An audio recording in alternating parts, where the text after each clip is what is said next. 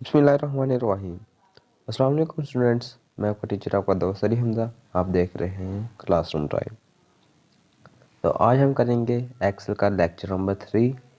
इसमें हम सीखेंगे कि किस तरह हमने फॉर्मेटिंग देनी है, टेबल इंसर्ट करना है, टेबल डिलीट करना है और बहुत सारा कुछ। तो शुरू करने से पहले अगर अभी तक आपने हमारा चैनल सब्सक्राइब नहीं किया तो चैनल ज़रूर सब्सक्राइब कर ले ताकि हर आने वाली वीडियो अब तक आसानी से पहुंच सके। तो शुरू करते हैं। सबसे पहले हम एक्सेल की शीट ओपन कर लेते हैं। एक्सेल की शीट ओपन कर लेते हैं और एक्सेल की शीट ओपन करने के बाद हम देखेंगे कि हमने इसमें फॉर्मेटिंग कैसे करनी है।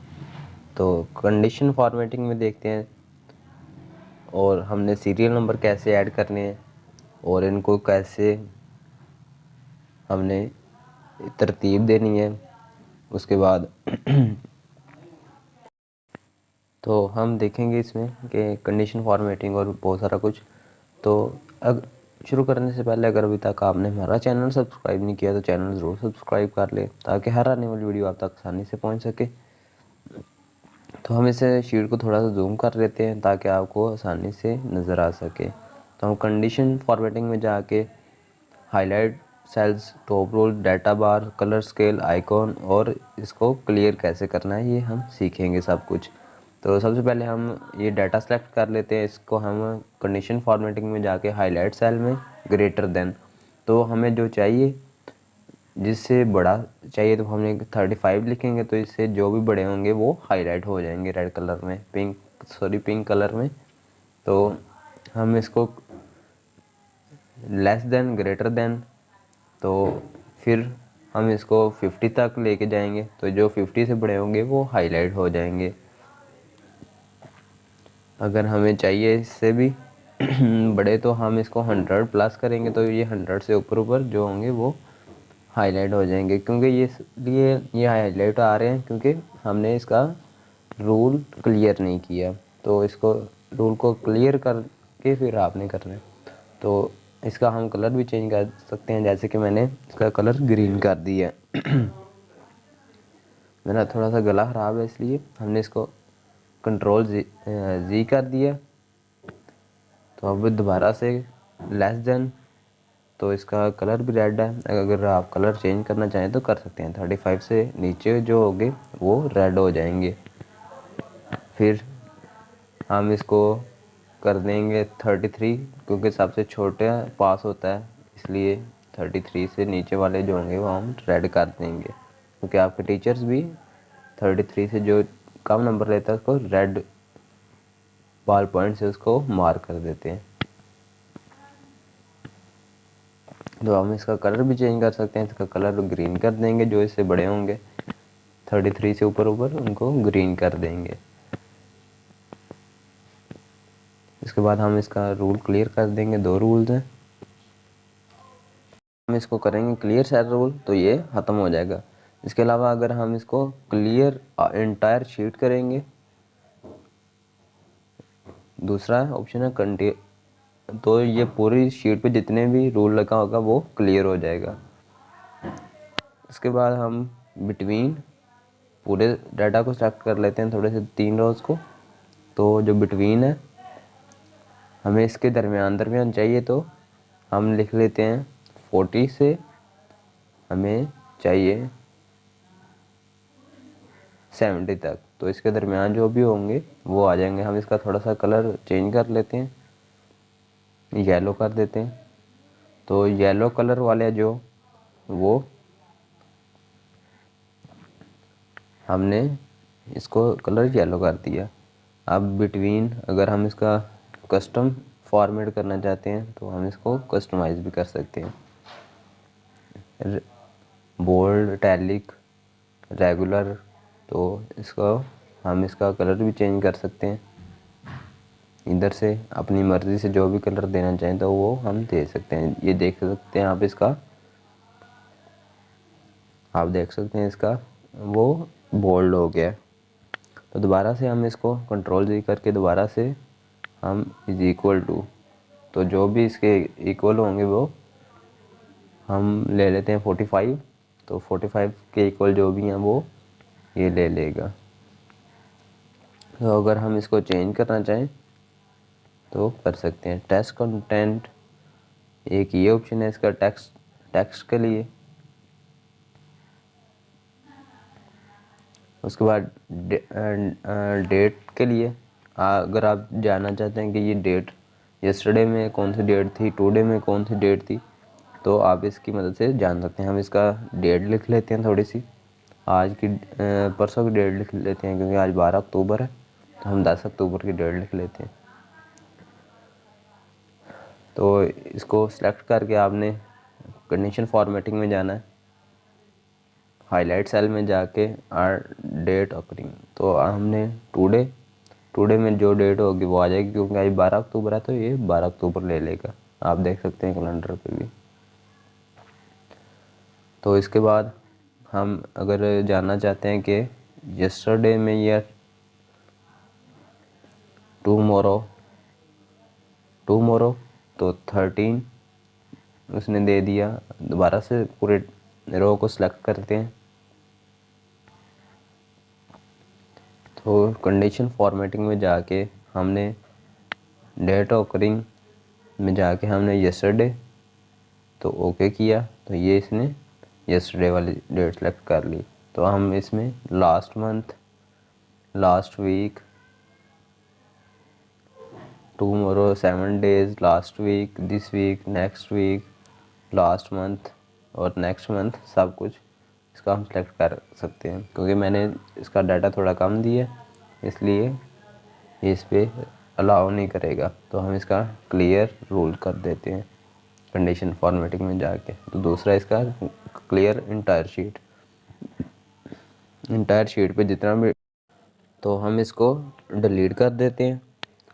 इसके बाद हम ऊपर जाके दोबारा से कंडीशन फॉर्मेटिंग में जाएंगे, हाईलाइट सेल में डुप्लीकेट, तो जितने भी अगर आप पूरे टेबल पे सिलेक्ट करना चाहते हैं तो जितने भी डुप्लीकेट होंगे वो उसको पिंक कर देगा। तो इसका हम कलर भी चेंज कर सकते हैं, लेकिन अगर हम 45 को चेंज कर देते हैं, इधर 43 लिख देते हैं, तो वो हाईलाइट ख़त्म हो जाएगा। 45 की जगह पे हम कर देते हैं 56, क्योंकि 56 पहले है तो वो ख़त्म नहीं हुआ। तो 57, वो देखें, आप देख सकते हैं कि 56 हाईलाइट दोबारा से हो गया। को सिलेक्ट करते हैं, मैंने आपको पहले बताया क्लियर रूल्स, तो हमने इसका क्लियर रूल कर दिया। इसके बाद हम टॉप और बॉटम में जाएंगे। इससे हम top 10 items, top 10 percentage, top और बॉटम, तो ये हम इसके सारे सेलेक्ट कर सकते हैं। ये बॉटम वाली 10 जो नंबर्स हैं वो उसने दे दिए। बिलो एवरेज, तो ये सारे रेड हो गए क्योंकि हमने पहले क्लियर रोल नहीं किया। तो इसके बाद ये डाटा बार बहुत अच्छा एक ऑप्शन है इसको कलर देने के लिए। ये देख सकते हैं आप, इसके कलर चेंज हो रहे हैं। तो ये मैंने ग्रीन कलर दिया, तो अगर हम इधर नंबर चेंज करेंगे तो इसका ये सेल ज़्यादा फिल हो जाएगा, अगर इसको नंबर जो कम होगा वो कम फिल हो जाएगा। 34 किया तो इसका फिल कम हो गया। तो इसके बाद अगर हम इसको ब्लू कलर देना चाहते हैं, कोई भी कलर दे सकते हैं इसमें से आप। तो इसके बाद कलर स्केल है इसका, हम इसको कंट्रोल Z कर लेते हैं। कंडीशन फॉर्मेटिंग में जाके कलर स्केल, इसको कलर दे दिया। अगर नंबर बड़ा होगा तो ये गहरा हो जाएगा, डार्क और लाइट, बड़े नंबर्स के लिए डार्क और छोटे नंबर्स के लिए ये। दोबारा से सिलेक्ट करते हैं सारा और हम इसको कंट्रोल Z कर देते हैं। इसके बाद हम कंडीशन फॉर्मेटिंग में जाएंगे, आइकॉन सेट पे जाके, ये अगर आप इसके साथ आइकॉन्स लगाना चाहते हैं कि अगर छोटा नंबर है तो उसका आइकॉन नीचे को हो या रेड लाइट हो या टिक क्रॉस लगा हो, तो आप इसको आइकॉन लगा सकते हैं। ये जिस तरह आप सिग्नल्स लेते हैं, tick cross, up and down arrows, तो आप इसको सिलेक्ट कर सकते हैं ताकि आप इसके नंबर्स हटा सकते हैं इधर जाके कस्टम, तो जर्नल की जगह पे आप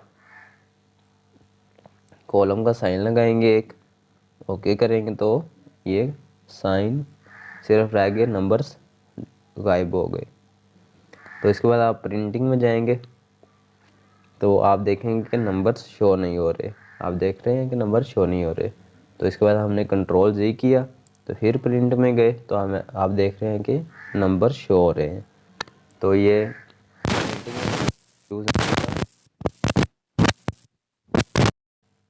तो हमने ये दोबारा से डाटा को सिलेक्ट किया, आप जूम करके दिखा रहा हूँ आपको, ये छोटी सी एक डॉटेड लाइन आ रही है। जब हमने प्रिंट का ऑप्शन यूज़ किया तो ये सिर्फ रिजल्ट तक आ रहा है। मैं आपको व्यू करके दिखा रहा हूँ, ये देख सकते हैं आप, इसका सिर्फ रिजल्ट तक आ रहा है। तो इसको आपने पूरा प्रिंट कैसे करना है ये मैं आपको बताऊंगा आगे चल के, तो आप बने रहिएगा मेरे साथ। इसके बाद हम देखते हैं सीरियल नंबर, पूरे डाटा को सिलेक्ट करना है हमने। डाटा को सिलेक्ट करने के बाद हमने इसका बॉर्डर देना है, इसको हमने सबका बॉर्डर दे दिया इसको। आप देख रहे हैं कि हमने बॉर्डर डिलीट किया तो इसका कोई भी लाइन शो नहीं हो रही। ये जो इसके लाइंस शो हो रही हैं ये सिर्फ डाटा एंटर करने के लिए होती हैं, ये प्रिंटिंग में शो नहीं होती। प्रिंटिंग में जो लाइंस शो होती हैं वो हमें इसका बॉर्डर देना पड़ता है। तो हमने आल्ट दबाया एच और ये हमने इसकी शॉर्टकट की यूज़ की है। तो इसको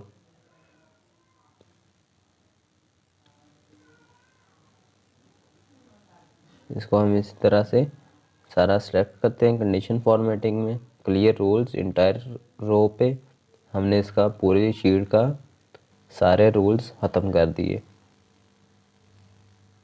इसके बाद हमने दोबारा से डाटा सेलेक्ट किया। अगर हम एक कॉलम इंसर्ट करना चाहते हैं तो हमने कंट्रोल प्लस दबाना है तो रो इंसर्ट हो जाएगी। तो अगर हम एक सेल को सिलेक्ट करके कंट्रोल प्लस करेंगे तो वो पूछेगा कि आपने रो इंसर्ट करनी है या कॉलम।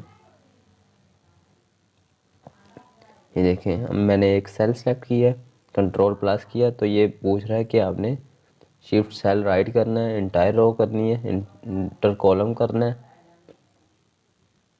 तो हमने लिखा इंटायर कॉलम तो उसने कॉलम ऐड कर दिया। हमने इंटायर रो भी कर सकते हैं इसी तरह से। तो मैंने कंट्रोल जी किया सारा, तो क्योंकि ये मुझे नहीं चाहिए तो हमने इसको कंट्रोल जी कर दिया। अगर आपको ज़्यादा कॉलम एक ही दफ़ा चाहिए, ये डाटा एंट्री के लिए बहुत ज़रूरी है, तो आपने कॉलम सेलेक्ट करके कंट्रोल प्लस कर देना है। तो आप जितने कॉलम सेलेक्ट किए होंगे वो एक ही दफ़ा आप इंसर्ट कर सकते हैं। ये हमें नहीं चाहिए तो हम इसको कंट्रोल जी कर देंगे। उसके बाद अगर हमें इसी तरह रोज़ सेलेक्ट करके हम इसको इंसर्ट पे जाके इंसर्ट सेल करेंगे तो ये 3 की 3 कॉलम रोज़ हम ऐड कर सकते हैं। इसके बाद हम इसको इसी तरह ऊपर बार में जाके कॉलम ऐड कर सकते हैं। तो अगर हमने इसकी हाइट कम ज़्यादा करनी है तो हम इसको ड्रैग करके कम ज़्यादा कर सकते हैं। और इसके अलावा अगर आप चाहते हैं कि इसकी हाइट सबकी एक जितनी हो, हमने सेलेक्ट कर लेना, सबको फॉर्मेट में जाना है रो हाइट। तो मैं इसकी 20 हाइट कर देता हूँ तो आप देख सकते हैं इसकी पूरे की हाइट एक इतनी होगी।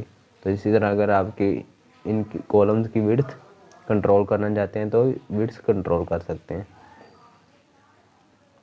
सबको सिलेक्ट करके कॉलम विड्थ तो इसकी 7 कर देते हैं तो ये सबकी विड्थ एक जितनी होगी। तो आप इसको सबको सिलेक्ट करके कंट्रोल जी कर लें ताकि हम पहले जैसा डाटा देख सकते हैं। उसके बाद मैंने डी कॉलम को सिलेक्ट किया, कंट्रोल प्लस किया तो ये हमने इंसर्ट करके डिलीट कंट्रोल प्लस से इंटर, कंट्रोल माइनस से delete, control plus for insert column और row and control minus for delete column और रो। इसके बाद हमने एक ऊपर रो इंसर्ट की, इसमें हम लिखेंगे स्टूडेंट डाटा।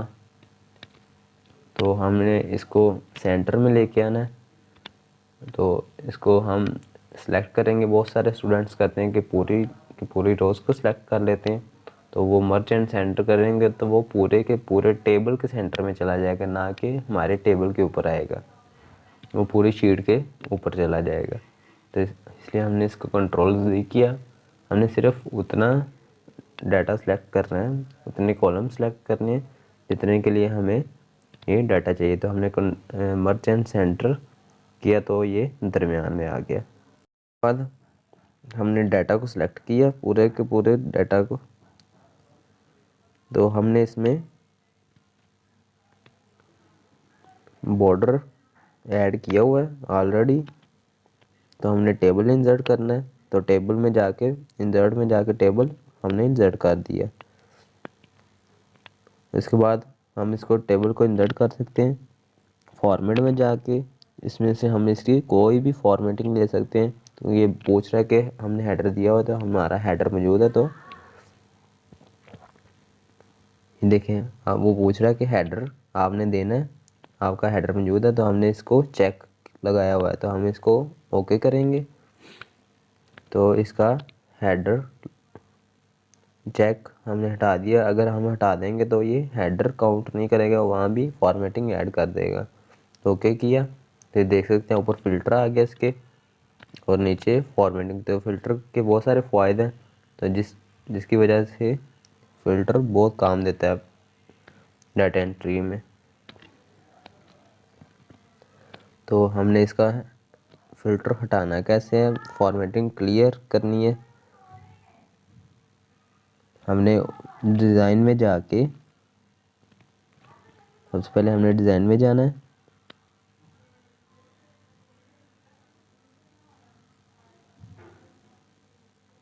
ये हमने फॉर्मेट इसको ऐड किया, तो इसका फॉर्मेट डिलीट करना है। रिव्यू में जाके कन्वर्ट टू रेंज किया, तो इससे इसका टेबल फॉर्मेटिंग हट जाएगी, लेकिन इसके टेबल रूल्स तो हट गए लेकिन फॉर्मेटिंग नहीं गई।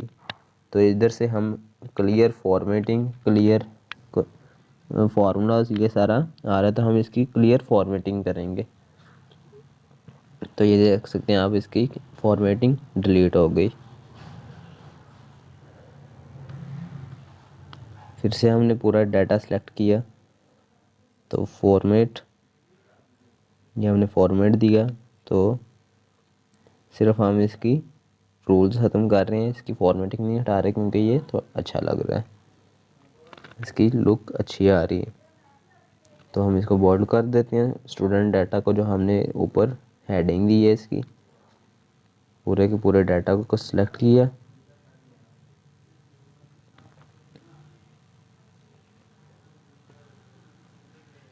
तो ये थोड़ी वीडियो लंबी हो गई है, तो इंशाल्लाह नेक्स्ट वीडियो में हम इसको कंप्लीट करेंगे। तब तक के लिए इजाज़त दीजिए। अल्लाह हाफिज़।